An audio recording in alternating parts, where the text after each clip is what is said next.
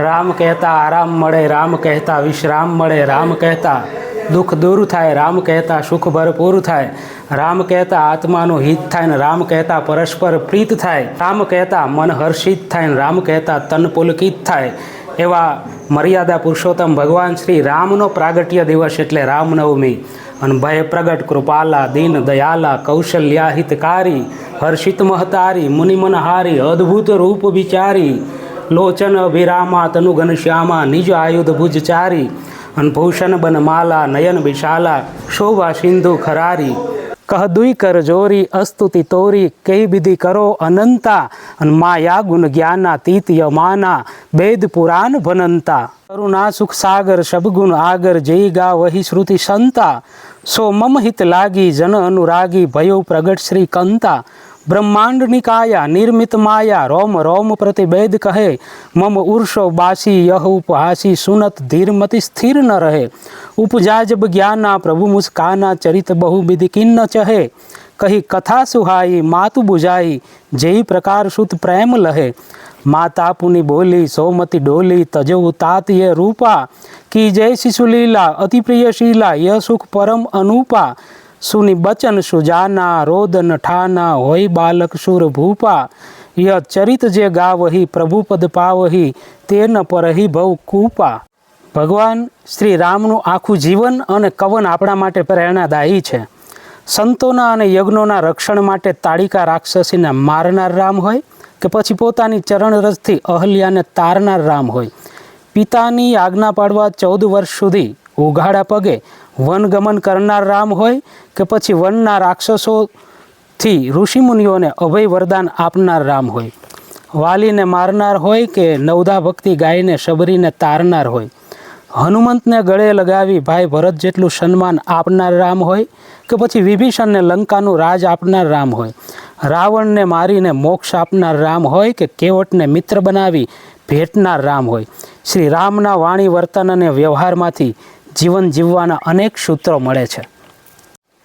શ્રી રામના પ્રાગટ્ય દિવસ રામનવમીએ આપણા જીવનમાં રામના જીવનમાંથી મળતા થોડા સૂત્રો જો આત્મસાત કરીએ ને તો આપણા હૃદયમાં પણ રામ પ્રગટે. રામ હિ કેવલ પ્રેમ પિયારા. આ પિયારા શબ્દ છે એના ઉપરથી થોડા સૂત્રો કે માતૃપ્રેમ અને પિતૃપ્રેમ. આજના યુવાનો બાળકો જો માતૃપ્રેમ ને પિતૃપ્રેમને આત્મસાત કરે તો રામ આપણા હૃદયમાં પ્રગટે. કારણ કે રામને ત્રણેય માતા તરફ એટલો બધો પ્રેમ ભાવ હતો કે જ્યારે 14 વર્ષ વનમાંથી પાછા આવે છે ને ત્યારે ભગવાન શ્રી રામ માં કૈકેયીને પ્રથમ પગે લાગે છે. અને એ જ રીતે પિતાનું વચન પાળવા માટે 14 વર્ષ સુધી ઉઘાડા પગે વનમાં ફરતા હોય એ ભગવાન રામમાંથી આપણે પણ પિતાની સેવા શીખવી જોઈએ. ત્રીજું સૂત્ર લઈએ તો ભાતૃપ્રેમ. રામ અને ભરતનો પ્રેમ, રામ અને લક્ષ્મણનો પ્રેમ કે શત્રુઘ્નનો પ્રેમ. ભાઈ ભાઈનો એક ભાઈ 14 વર્ષ માટે અવધનું રાજ ભરતને આપે છે તો ભરત સામા ચાલીને એ રાજ પાછું રામને આપે છે. કારણ કે ભાઈ પ્રત્યેનો પ્રેમ કેટલો બધો ગાઢ છે. વનમાં જ્યારે રામ જાય છે ત્યારે વનદેવી પ્રગટ થઈ અને રામને કહે છે કે ભગવંત તમે અહીંયા વનમાં આવ્યા છો તો મને કંઈક સેવા આપો. અને ત્યારે રામ એટલું કહે છે કે વનદેવીજી આપ જો ખરેખર સેવા માંગતા હોય ને તો હું જે રસ્તેથી ચાલીને આવ્યો છું ને અહીંયા બધા કાંટા પડ્યા છે ને એ કાંટા તમે હટાવી દો. કારણ કે મને ખબર છે કે મારો ભાઈ ભરત ત્યાંથી આવશે. ત્યારે વનદેવી કહે છે કે ભગવાન શું ભરત એટલા બધા કોમળ છે કે એ કાંટા તમે સહન કરી શક્યા ને એ સહન નહીં કરી શકે? ત્યારે રામ બહુ સરસ જવાબ આપે છે કે મને ખબર છે ભરત અહીંયા આવશે, એ કાંટા એને વાગશે તો એ સહન કરી લેશે, પરંતુ હટાવવાનું એટલા માટે કહું છું કે કાંટા જો ભરતને વાગશે ને તો ભરત વિચારશે કે આ કાંટા આટલું જ દુઃખ મારા ભાઈ રામને થયું હશે, એને વાગ્યા હશે.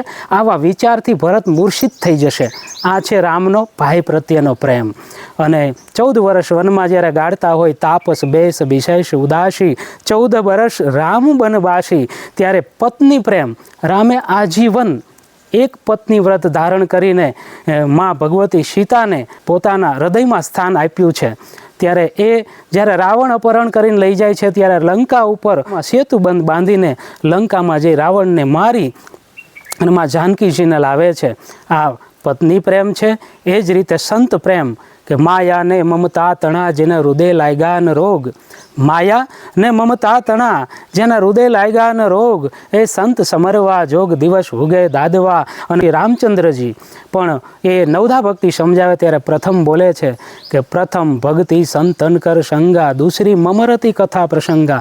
ભગવાન રામ સંતોના સંગને પ્રથમ ભક્તિ ગણે છે અને એટલા માટે જ સંત પ્રેમ એટલો છે કે વિશ્વામિત્રજી સાથે જ્યારે એ નાના હોય ને જ્યારે વિદ્યા શીખવા જાય, યજ્ઞના રક્ષણ માટે જાય, તાડિકાને મારે છે ત્યારે પણ તુલસીદાસને ચોપાઈ લખવી પડે કે ગુરુ ગૃહ ગયે પઢન રઘુરાઈ અલ્પ કાલ વિદ્યા શબ પાઈ.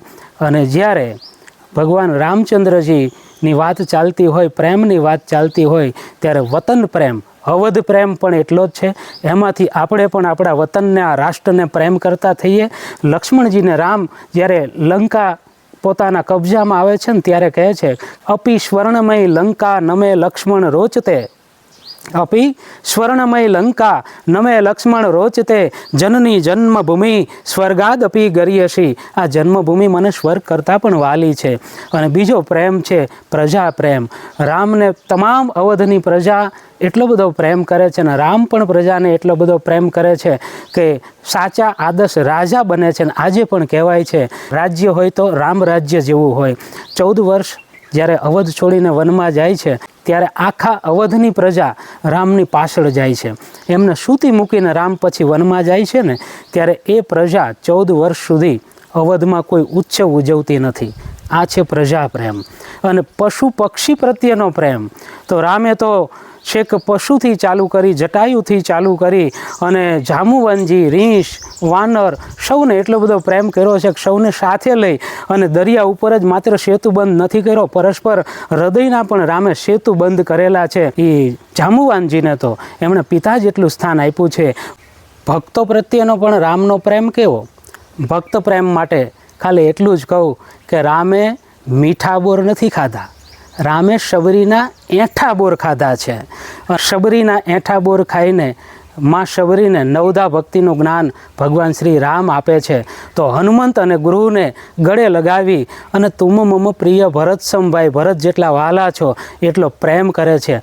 આ છે ભગવાનનો ભક્તો પ્રત્યેનો પ્રેમ.